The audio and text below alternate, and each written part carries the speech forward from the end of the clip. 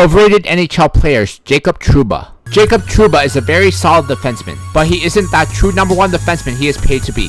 This would make Jacob Trouba the 5th highest paid defenseman in the league, and he would make as much as John Carlson and Brent Burns. In the offseason, Jacob Trouba was signed to an 8-year deal with $8 million per season by the New York Rangers. John Carlson and Brent Burns are two of the most prolific offensive defensemen in the league, and both put up more than 60 points a season. Jacob Trouba is just not on the same caliber as John Carlson or Brent Burns, so needless to say, this is a bad contract. If Jacob Trouba does not live up to the expectations, this could be one of the worst contracts in the league. Trouba had his breakout season in 2018-2019, putting up 8 goals and 50 points along with 15 power play points. While these stats are great, they were also inflated from playing alongside great players on the Winnipeg Jets. Jacob Trouba is gonna get the opportunity to be the true number one defenseman for the New York Rangers.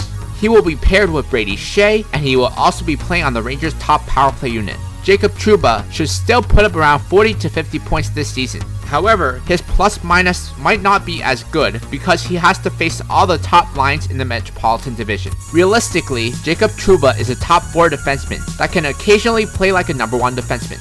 The biggest issue with Jacob Trouba throughout his career is consistency. If he is to be a true number 1 defenseman, he needs to be more consistent. Trouba doesn't have the luxury of playing with Josh Morrissey or Dustin Byfuglien anymore, so he is going to have to be the difference maker.